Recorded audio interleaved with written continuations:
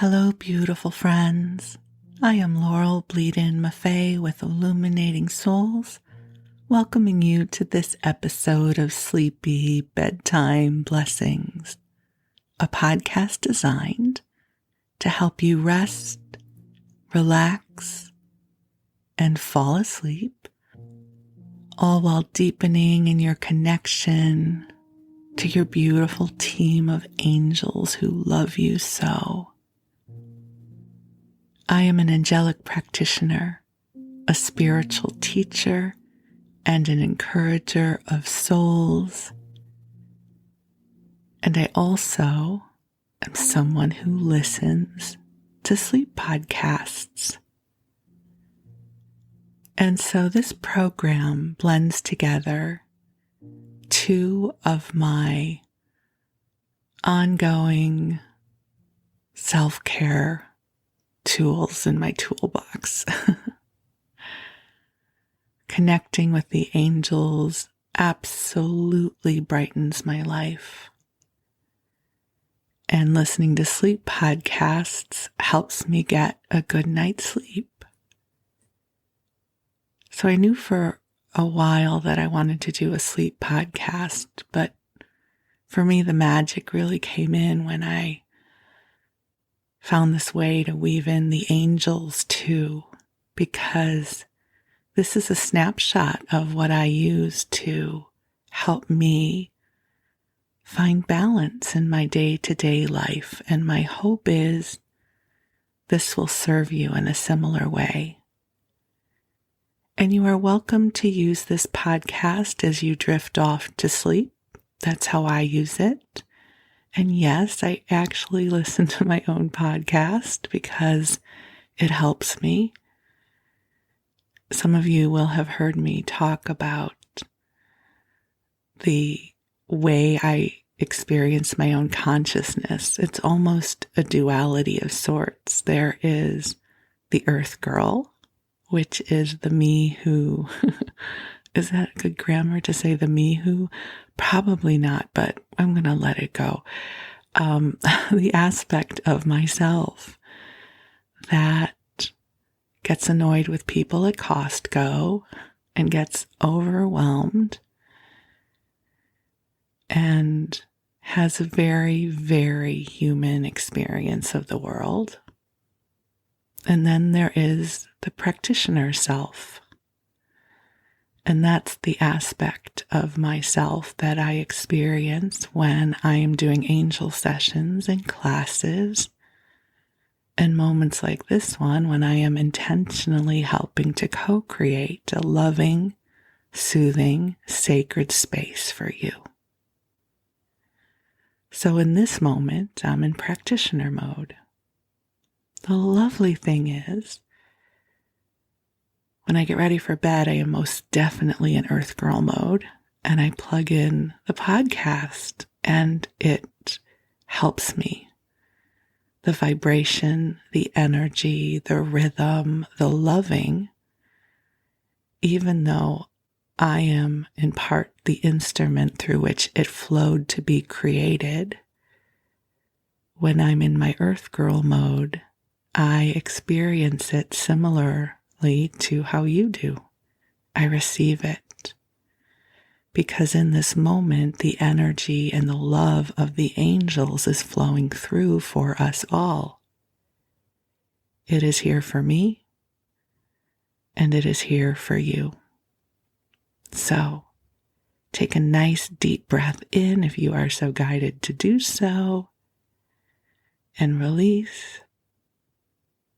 And whether you're listening to this during the daytime to help infuse some good angelic energy into your day, or whether you're listening to it when you sleep, the angels are with you.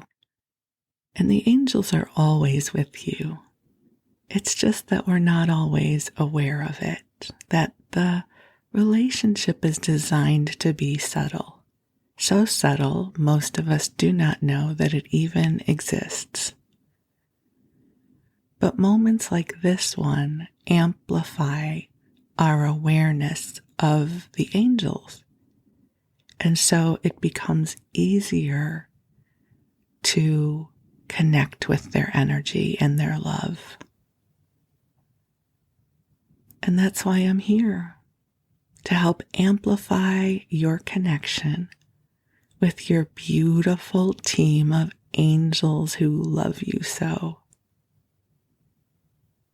As a practitioner, I'm often asked if I can see people's angels or tell them their names or how many angels they have.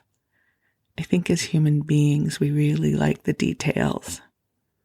And let me tell you, it would be super cool if I could do that for you. But that's not really how I perceive or experience the angels. When I first started my work with illuminating souls, I was guided to use the title Channel for the Angelic Realms. I don't use that so much anymore. I more say I'm an angelic practitioner. I don't know that it really matters what I call myself at this point. But Channel for the Angelic Realms really felt appropriate because that's how I experience what I do. I channel the vibration, the essence, the wisdom, and the love of the angelic realms. Which means I tend not to discern individuals.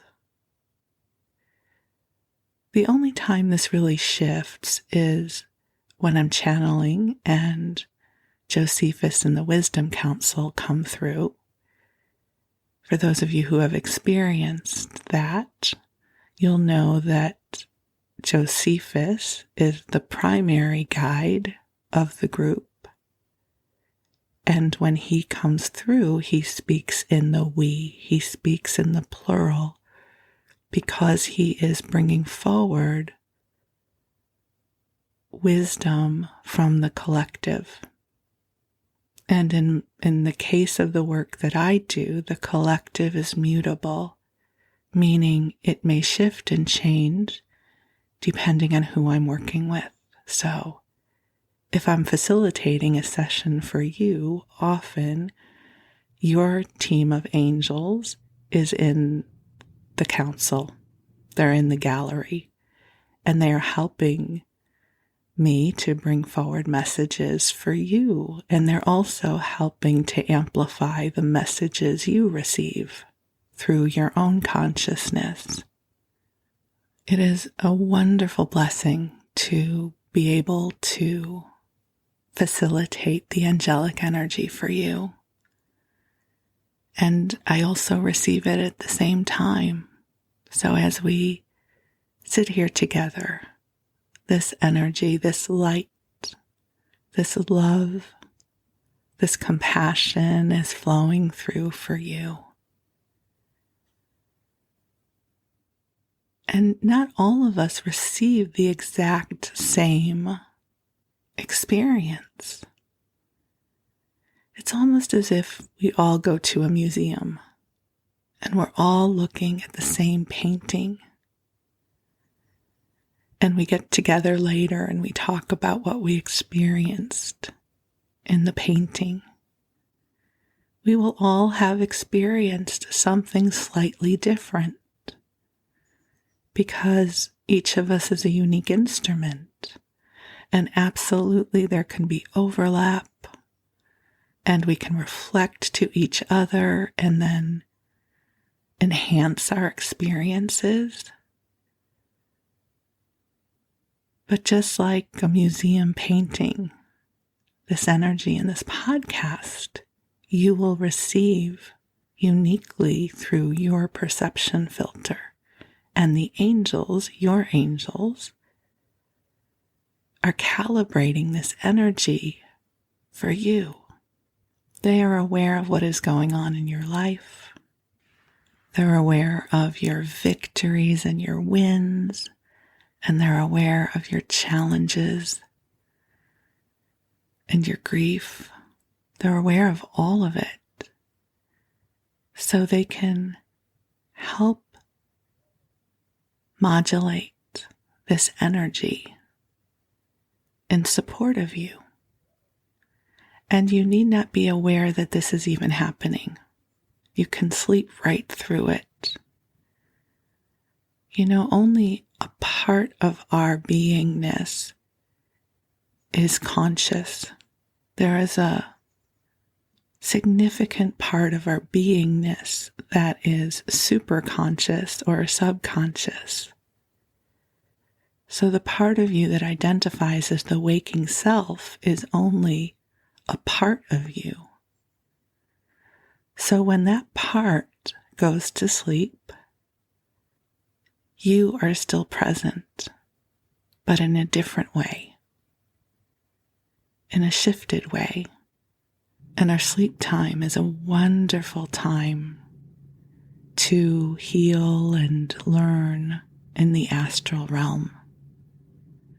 We are ever evolving beings, and we are always presented with opportunities to heal and to grow. But it doesn't have to require a lot of efforting on your part. It is our nature to evolve and grow, as is everything in this universe. It's an ever-expanding universe. So I invite you to take a nice deep breath in and out, just exhaling anything you do not wish to carry into the next moment. And I'm going to call in the angels to be here with you, to be here with us. And so beautiful angels on high, I invite you to join us here, and I know you are already here. And we are so deeply grateful for this opportunity to be present and to remember the divine love that is here with us now, that is here with us always. And angels, there is so much transpiring in the world right now, and please help us to cultivate a buffer of light to help clear our energy fields through the heart of God, so that we can come into a place of balance, of authentic empowerment, a place of inspiration, so that we can be very on purpose with how we use our life force here in this world. Dear ones, just take a nice deep breath in and let it out. And I just feel this very sweet energy coming in from the angels. You know, this may seem like a little bit of an odd teaching, but it's what the angels are showing me. So it is early morning here in the Bay Area, and it's very gloomy and overcast, which is not unusual for this time of year. During the month of June, we call it June gloom. And a typical morning here can be that it is overcast in the morning, and it can feel kind of gloomy. If you're from another climate, it would seem like, oh, this is going to be a rainy day, but it doesn't rain here in July most of the time. And at some point over the next few hours, the fog, the gloom is going to burn off, and we are going to have bright blue skies. And quite often this gloomy weather or this foggy weather really serves as a metaphor, because for many of us, the gray gloom can impact our moods. I mean, it's a great invitation to cozy up for sure. When the weather's like this, I just want to curl up. I don't want to do anything. My energy is low. versus the mornings when the sky is bright blue and it's like the world is saying, come on, girl, let's go. So here's the reminder, though, why I'm sharing this with you. When we are in the fog, it can seem like all there is the fog, that the fog is the truth. The fog is only a temporary truth, though, because behind the fog is a blue sky. Always this is true. That if you go up high enough in the atmosphere, the sky is blue, at least from this planet, from this vantage point. That is the truth. And life can be like this, that we wake up or we go about our day feeling like we're in the gloom because things are heavy and difficult and sad. And it's not that that's untrue, right? Right now, the sky looks gloomy. But the metaphor here is that the light is always shining for you and for me too. Whether we can see it or perceive it or not, the light is constant. The light is a fixed position that you can rely on, even when you cannot see it or feel it. It is there for you, as is the love of your angels. You know, sometimes we get in our own way and we get in our own stuff, and it doesn't feel like the angels are there. They're not listening, can't feel the love. I'm all alone down here. But it's always there. It's just sometimes the gloom and the fog obscure it. So take a deep breath in. And just imagine, if you will, I've used this metaphor with you before, that you're just soaring, flying in your astral body, if you will, through the cloud cover, up into the clear sky. In your sky, if it's nighttime, it might be a starlit sky that is just magnificent. Or it might be a bright blue sky that brings you joy. That this light is a constant, an eternal flame, if you will, always guiding you, always here to bring to you direction, compassion, healing, and love. So it's okay if you don't feel the angels all the time. It doesn't mean they're gone. It just might be that your perception filter is seeing the fog or the gloom. And just so you know, when that happens, the angels are shining even more brightly upon you. So let yourself receive their love. They love you so much. They have known you since before you were born. They know your reasons for this incarnation.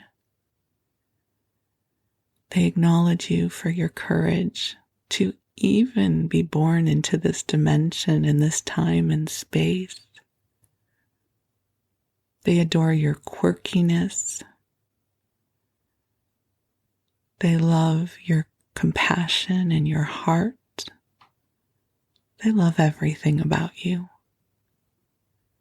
So just receive this love and allow yourself to be held gently in the heart of God. Again, just taking a few nice deep breaths in and out, allowing your body to relax, sending some of this love to your body temple, I know that having a body is not always the easiest journey. So let's breathe some of that love into our bodies right now, letting our bodies know that they are loved, letting your body receive this love, letting your body receive waves of forgiveness and healing and light.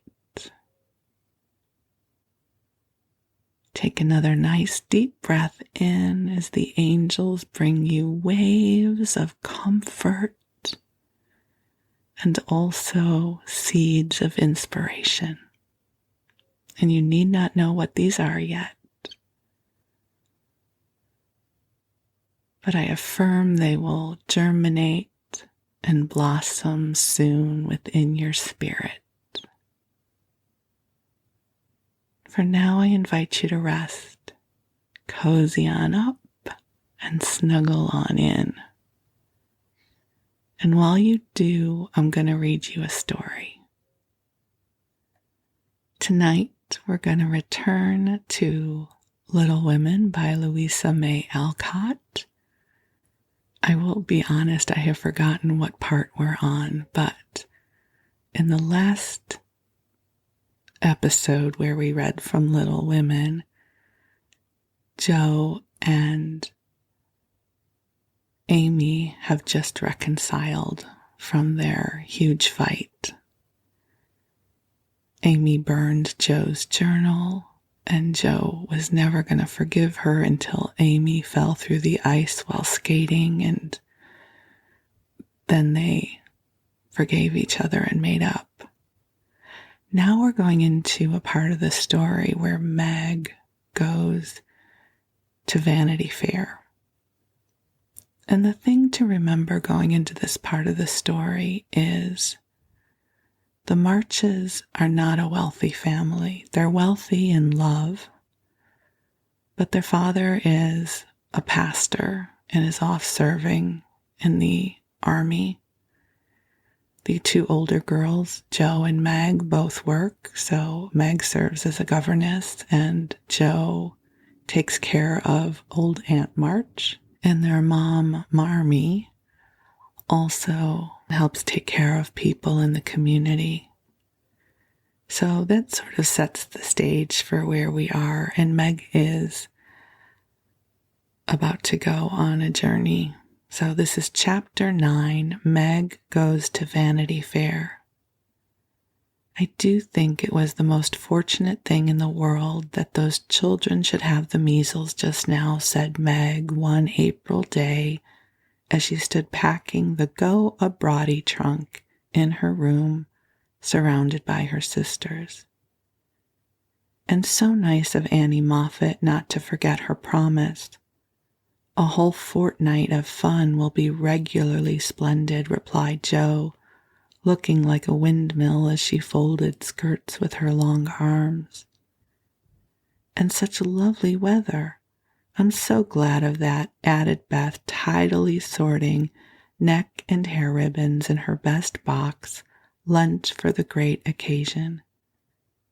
I wish I was going to have a fine time and wear all these nice things, said Amy with her mouth full of pins, as she artistically replenished her sister's cushion.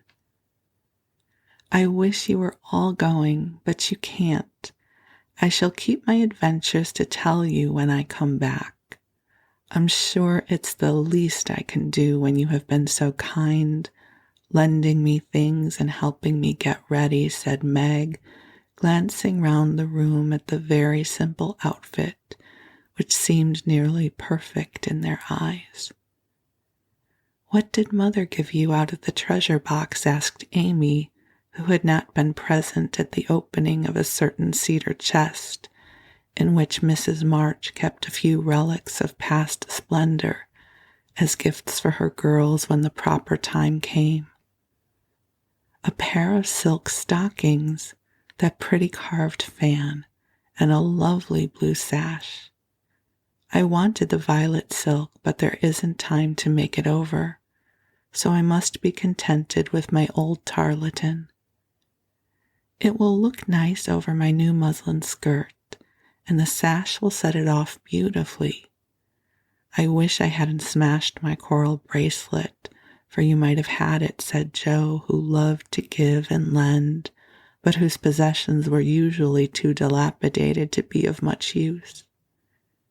There's a lovely old-fashioned pearl set in the treasure chest, but Mother said real flowers were the prettiest ornament for a young girl, and Laurie promised to send me all I want, replied Meg. Now let me see.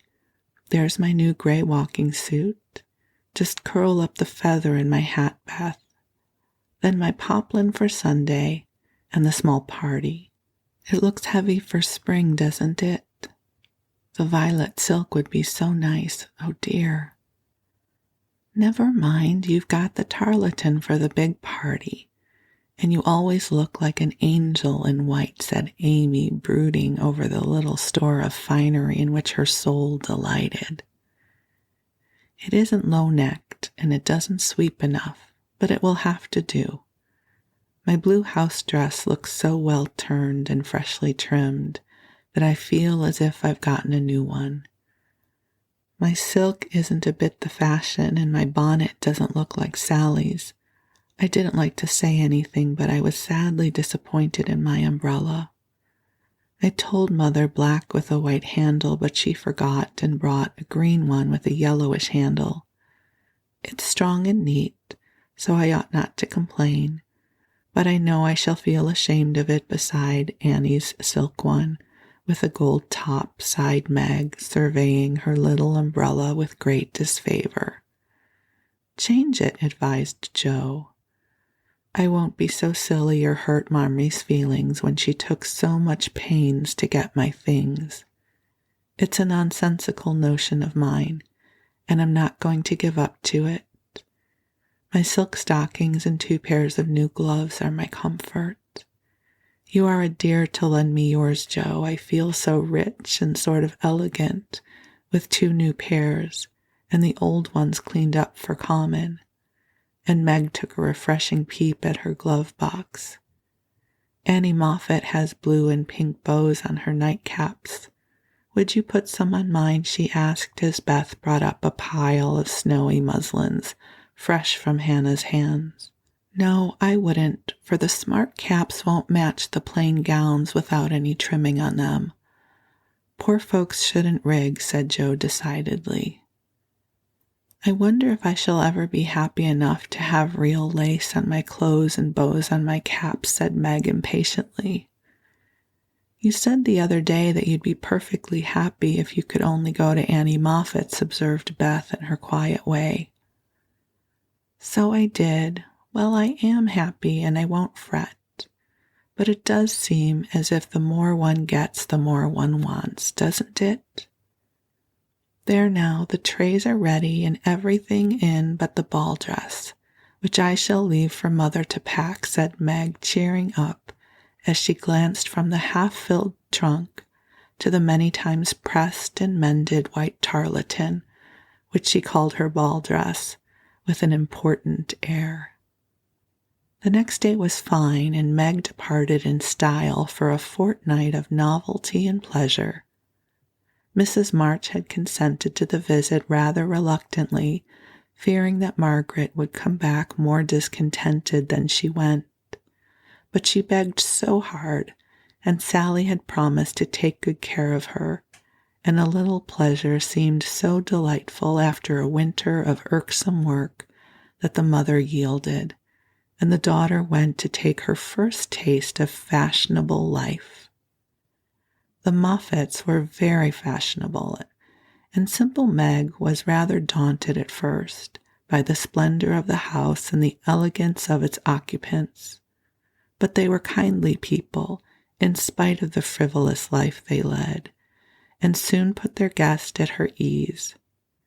Perhaps Meg felt, without understanding why, that they were not particularly cultivated or intelligent people, and that all their gilding could not quite conceal the ordinary material of which they were made. It certainly was agreeable to fare sumptuously, drive in a fine carriage, wear her best frock every day, and do nothing but enjoy herself. It suited her exactly, and soon she began to imitate the manners and conversation of those about her, to put on little airs and graces, use French phrases, crimp her hair, take in her dresses, and talk about the fashions as well as she could. The more she saw of Annie Moffat's pretty things, the more she envied her and sighed to be rich. Home now looked bare and dismal as she thought of it. Work grew harder than ever, and she felt that she was a very destitute and much injured girl, in spite of the new gloves and silk stockings. She had not much time for repinning, however, for the 3 young girls were busily employed in having a good time. They shopped, walked, rode, and called all day, went to theaters and operas, or frolicked at home in the evening, for Annie had many friends and knew how to entertain them. Her older sisters were very fine young ladies, and one was engaged, which was extremely interesting and romantic, Meg thought. Mr. Moffat was a fat, jolly old gentleman who knew her father, and Mrs. Moffat a fat, jolly old lady who took a great fancy to Meg as her daughter had done. Everyone petted her, and Daisy, as they called her, was in a fair way to have her head turned. When the evening for the small party came, she found that the poplin wouldn't do at all, for the other girls were putting on thin dresses and making themselves very fine indeed. So out came the tarletan, looking older, limper, and shabbier than ever beside Sally's crisp new one. Meg saw the girls glance at it and then at one another, and her cheeks began to burn, for with all her gentleness she was very proud. No one said a word about it, but Sally offered to dress her hair, and Annie to tie her sash, and Belle, the engaged sister, praised her white arms. But in their kindness Meg saw only pity for her poverty, and her heart felt very heavy as she stood by herself, while the others laughed and chattered and flew about like gauzy butterflies. The hard, bitter feeling was getting pretty bad when the maid brought in a box of flowers. Before she could speak, Annie had the cover off, and all were exclaiming at the lovely roses, heath, and fern within. "It's for Belle, of course. George always sends her some. But these are altogether ravishing," cried Annie with a great sniff. "They are for Miss March," the man said. "And here's a note," put in the maid, holding it to Meg. "What fun! Who are they from?" "Didn't know you had a lover," cried the girls, fluttering about Meg in a high state of curiosity and surprise. "The note is from Mother and the flowers from Laurie," said Meg simply, yet much gratified that he had not forgotten her. "Oh, indeed," said Annie with a funny look as Meg slipped the note into her pocket as a sort of talisman against envy, vanity, and false pride, for the few loving words had done her good and the flowers cheered her up by their beauty. Feeling almost happy again, she laid a few ferns and roses for herself, and quickly made up the rest in dainty bouquets for the breasts, hair, or skirts of her friends, offering them so prettily that Clara, the elder sister, told her she was the sweetest little thing she ever saw, and they looked quite charmed with her small attention. Somehow the kind act finished her despondency, and when all the rest went to show themselves to Mrs. Moffat, she saw a happy, bright-eyed face in the mirror as she laid her ferns against the rippling hair and fastened the roses in the dress that didn't strike her as so very shabby now. She enjoyed herself very much that evening, for she danced to her heart's content. Everyone was very kind, and she had 3 compliments. Annie made her sing, and someone said she had a remarkably fine voice. Major Lincoln asked who the fresh little girl with the beautiful eyes was, and Mr. Moffat insisted on dancing with her because she didn't dawdle, but had some great spring in her, as he gracefully expressed it.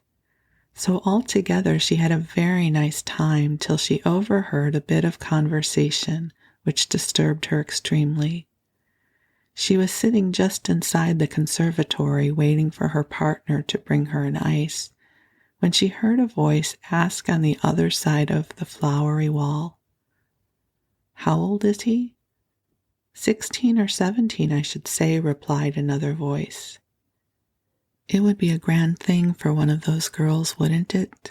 Sally says they are very intimate now, and the old man quite dotes on them. Mrs. M. has made her plans, I dare say, and will play her cards well, early as it is. The girl evidently doesn't think of it yet," said Mrs. Moffat. She told that fib about her mamma as if she did know, and colored up when the flowers came quite prettily. Poor thing. She'd be so nice if she was only got up in style. "Do you think she'd be offended if we offered to lend her a dress for Thursday?" asked another voice. "She's proud, but I don't believe she'd mind, for that dowdy tarlatan is all she's got. She may tear it tonight, and that will be a good excuse for offering a decent one." Here Meg's partner appeared, to find her looking much flushed and rather agitated. She was proud, and her pride was useful just then, for it helped her to hide her mortification, anger, and disgust at what she had just heard. For innocent and unsuspicious as she was, she could not help understanding the gossip of her friends.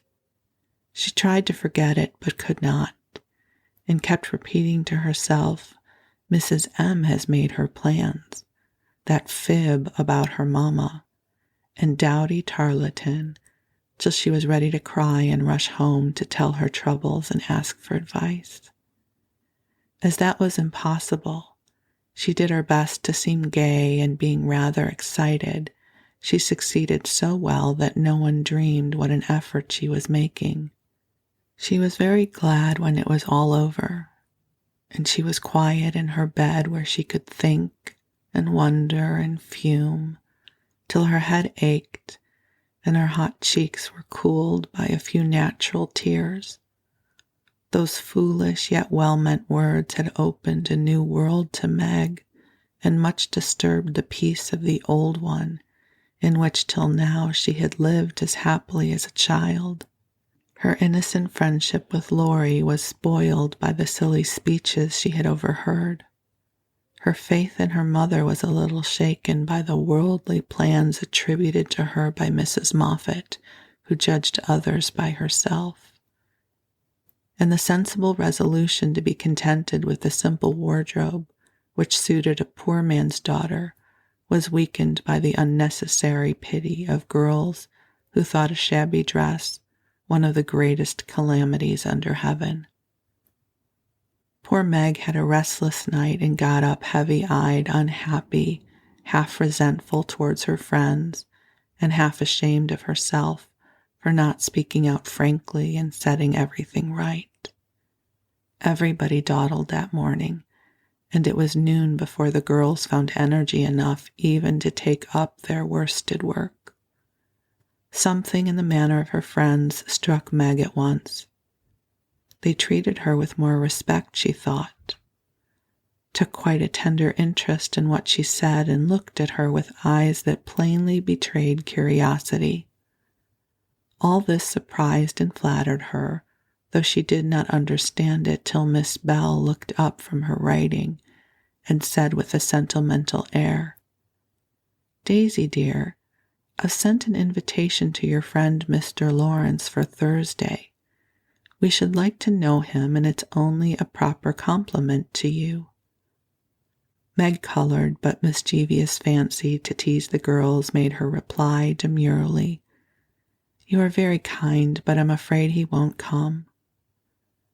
"Why not, Cherie?" asked Miss Bell. "He's too old." "My child, what do you mean? What is his age, I beg to know?" cried Miss Clara. "Nearly 70, I believe," answered Meg, counting stitches to hide the merriment in her eyes. "You sly creature, of course we meant the young man," explained Miss Bell, laughing. "There isn't any. Laurie is only a little boy," and Meg laughed also at the queer look which the sisters exchanged as she thus described her supposed lover. "About your age," Nan said. "Nearer my sister Jo's. I'm 17 in August," returned Meg, tossing her head. "It's very nice of him to send you flowers, isn't it?" said Annie, looking wise about nothing. "Yes, he often does, to all of us, for their house is full and we are so fond of them.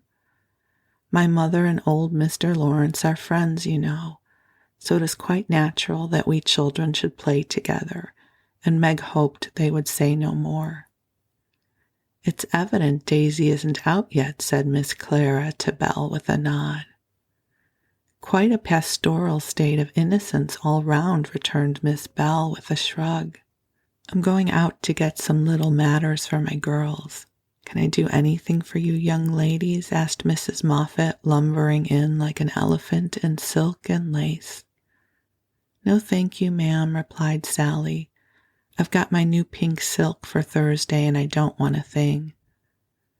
"Nor I," began Meg, but stopped because it occurred to her that she did want several things and could not have them. "What shall you wear?" asked Sally. "My old white one again, if I can mend it fit to be seen. It got sadly torn last night," said Meg, trying to speak quite easily but feeling very uncomfortable.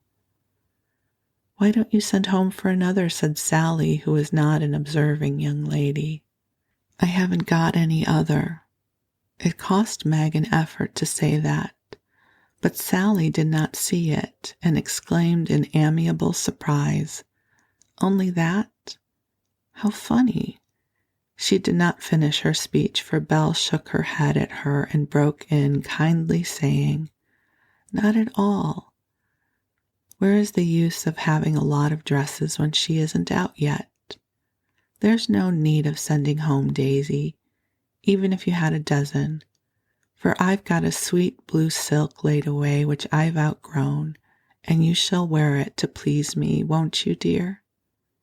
"You are very kind, but I don't mind my old dress if you don't. It does well enough for a little girl like me," said Meg. "Now do let me please myself by dressing you up in style.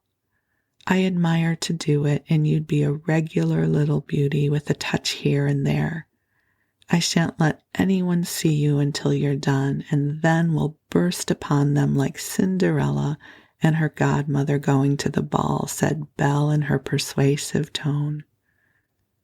Meg couldn't refuse the offer so kindly made, for a desire to see if she would be a little beauty after touching up caused her to accept and forget all her former uncomfortable feelings towards the Moffats. On the Thursday evening, Belle shut herself up with her maid, and between them they turned Meg into a fine lady. They crimped and curled her hair, they polished her neck and arms with some fragrant powder, touched her lips with a coralline salve to make them redder, and Hortense would have added a soupçon of rouge if Meg had not rebelled. They laced her into a sky-blue dress which was so tight she could hardly breathe, and so low in the neck that modest Meg blushed at herself in the mirror. A set of silver filigree was added, bracelets, necklace, brooch, and even earrings, for Hortense tied them on with a bit of pink silk which did not show. A cluster of tea rose buds at the bosom and a ruche reconciled Meg to the display of her pretty white shoulders, and a pair of high-heeled silk boots satisfied the last wish of her heart. A lace handkerchief, a plumy fan, and a bouquet in a shoulder holder finished her off, and Miss Bell surveyed her with the satisfaction of a little girl with a newly dressed doll. "Mademoiselle is charming, très jolie, is she not?" cried Hortense, clasping her hands in affected rapture. "Come and show yourself," said Miss Bell, leading the way to the room where the others were waiting. As Meg went rustling after with her long skirts trailing, her ears tinkling, her curls waving, and her heart beating, she felt as if her fun had really begun at last, for the mirror had plainly told her that she was a little beauty. Her friends repeated the pleasing phrase enthusiastically, and for several minutes she stood like a jackdaw in the fable, enjoying her borrowed plumes, while the rest chattered like a party of magpies. "While I dress her, do you drill her, Nan, in the management of her skirt and those French heels, or she will trip herself up. Take your silver butterfly and catch up that long curl on the left side of her head, Clara. And don't any of you disturb the charming work of my hands," said Belle, as she hurried away, looking very pleased with her success. "You don't look a bit like yourself, but you are very nice. I'm nowhere beside you, for Belle has heaps of taste, and you're quite French, I assure you. Let your flowers hang. Don't be so careful of them, and be sure you don't trip," returned Sally, trying not to care that Meg was prettier than herself. Keeping that warning carefully in mind, Margaret got safely downstairs and sailed into the drawing rooms, where the Moffats and a few early guests were assembled.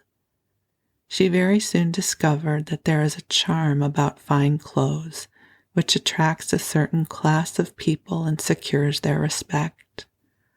Several young ladies who had taken no notice of her before were very affectionate all of a sudden. Several young gentlemen who had only stared at her at the other party now not only stared, but asked to be introduced and said all manner of foolish but agreeable things to her. And several old ladies who sat on the sofas and criticized the rest of the party inquired who she was with an air of interest. She heard Mrs. Moffat reply to one of them, "Daisy March, father a colonel in the army, one of our first families, but reverses of fortune, you know, intimate friends of the Lawrences. Sweet creature, I assure you.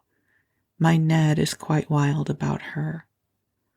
"Dear me," said the old lady, putting up her glass for another observation of Meg, who tried to look as if she had not heard and been rather shocked at Mrs. Moffat's fibs. The queer feeling did not pass, but she imagined herself acting the new part of a fine lady, and so got on pretty well, though the tight dress gave her a side ache and the train kept getting under her feet, and she was in constant fear lest her earrings should fly off or get lost or broken. She was flirting with her fan and laughing at the feeble jokes of a young gentleman who tried to be witty, when she suddenly stopped laughing and looked confused. For just opposite she saw Laurie. He was staring at her with undisguised surprise, and disapproval also, she thought, for though he bowed and smiled, yet something in his honest eyes made her blush and wish she had her old dress on. To complete her confusion, she saw Belle nudge Annie, and both glanced from her to Laurie, who, she was happy to see, looked unusually boyish and shy. Silly creatures to put such thoughts into my head. I won't care for it, or let it change me one bit, thought Meg, and rustled across the room to shake hands with her friend. "I'm glad you came. I was afraid you wouldn't," she said with her most grown-up air. "Joe wanted me to come and tell her how you looked, so I did," answered Laurie without turning his eyes upon her, though he half smiled at her maternal tone. "What shall you tell her?" asked Meg, full of curiosity to know his opinion of her, yet feeling ill at ease with him for the first time. "I shall say I didn't know you, for you look so grown up and unlike yourself. I'm quite afraid of you," he said, fumbling at his glove button. "How absurd of you. The girls dressed me up for fun and I rather like it."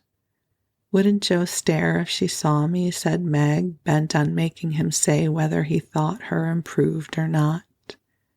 "Yes, I think she would," returned Laurie gravely. "Don't you like me so?" asked Meg. "No, I don't," was the blunt reply. "Why not?" in an anxious tone. He glanced at her frizzled head, bare shoulders, and fantastically trimmed dress with an expression that abashed her more than his answer, which had not a particle of his usual politeness in it. "I don't like fuss and feathers." That was altogether too much from a lad younger than herself, and Meg walked away, saying petulantly, "You are the rudest boy I ever saw." Feeling very much ruffled, she went and stood at a quiet window to cool her cheeks, for the tight dress gave her an uncomfortably brilliant color. As she stood there, Major Lincoln passed by, and a minute after she heard him saying to his mother, "They are making a fool of that little girl. I wanted you to see her, but they have spoiled her entirely. She's nothing but a doll tonight." "Oh dear," sighed Meg, "I wish I had been sensible and worn my own things. Then I should have not disgusted other people or felt so uncomfortable and ashamed of myself." She leaned her forehead on the cool pane and stood half hidden by the curtains, never minding that her favorite waltz had begun, till someone touched her, and turning, she saw Laurie, looking penitent as he said with his very best bow in his hand, "Please forgive my rudeness and come and dance with me." "I'm afraid it'll be too disagreeable to you," said Meg, trying to look offended and failing entirely. "Not a bit of it. I'm dying to do it. Come, it'll be good for you. I don't like your gown, but I do think you are just splendid." And he waved his hands as if words failed to express his admiration. Meg smiled and relented and whispered as they stood waiting to catch the time, "Take care my skirt doesn't trip you up. It's the plague of my life, and I was a goose to wear it." "Pin it round your neck, then it will be more useful," said Laurie, looking down at the little blue boots, which he evidently approved of. Away they went, fleeting and graceful, for having practiced at home, they were well matched, and the blithe young couple were a pleasant sight to see as they twirled merrily round and round, feeling more friendly than ever after their small tiff. "Laurie, I want you to do me a favor, will you?" said Meg as he stood fanning her when her breath gave out, which it did very soon. She would not own why. "Won't I?" said Laurie with alacrity. "Please don't tell them at home about my dress tonight. They won't understand the joke and it will worry Mother." "Then why did you do it?" said Laurie's eyes so plainly that Meg hastily added, "I shall tell them myself all about it and fess to Mother how silly I've been. But I'd rather do it myself. So you'll not tell, will you?" "I give you my word I won't. Only what shall I say when they ask me? Just say I looked pretty well and was having a good time." "I'll say the first with all my heart, but how about the other? You don't look as if you're having a good time, are you?" And Laurie looked at her with an expression which made her answer in a whisper, "No, not just now. Don't think I'm horrid. I only wanted a little fun, but this sort doesn't pay. I find I'm getting tired of it." Here comes Ned Moffat. What does he want? Said Laurie, knitting his black brows as if he did not regard his young host in the light of a pleasant addition to the party. He put his name down for 3 dances, and I suppose he's coming for them. What a bore, said Meg, assuming a languid air which amused Laurie immensely. He did not speak to her again till supper time, when he saw her drinking champagne with Ned and his friend Fisher, who were behaving like a pair of fools, as Laurie said to himself, for he felt a brotherly sort of right to watch over the marches and fight their battles whenever a defender was needed. You'll have a splitting headache tomorrow if you drink much of that. I wouldn't, Meg. Your mother doesn't like it, you know, he whispered, leaning over her chair, as Ned turned to refill her glass and Fisher stooped to pick up the fan. I'm not Meg tonight. I'm a doll who does all sorts of crazy things. Tomorrow I shall put away my fuss and feathers and be desperately good again, she answered with an affected little laugh. Wish tomorrow was here then, muttered Laurie, walking off, ill-pleased at the change he saw in her. Meg danced and flirted, chattered and giggled as the other girls did. After supper she undertook the German and blundered through it, nearly upsetting her partner with her long skirt and romping in a way that scandalized Laurie, who looked on and meditated a lecture. But he got no chance to deliver it, for Meg kept away from him till he came to say good night. Remember, she said, trying to smile, for the splitting headache had already begun. Silence à la mort, replied Laurie with a melodramatic flourish as he went away. And so, my friends, we are going to leave off here with Meg in a bit of a predicament. And there's something about this story that I so relate to, because how many of us have felt like we had to put on airs or put on a mask to fit in at some point, and perhaps played a role we didn't really want to play, but we thought we had to. So I really have such empathy for Meg in this chapter, and what a good friend Laurie is, right? He knows who she is, and he loves her just as she is. Not, of course, romantic love, but brotherly love. So, a really sweet chapter, and one that, I don't know, brings a lot of love into my heart for Meg, because I think we've all been there at some point. So, my beautiful ones, I wish you a good rest. And if you're still awake and you need some more companionship, you can queue up another episode, and there I will be. I love you. Thank you very much. Blessings to you.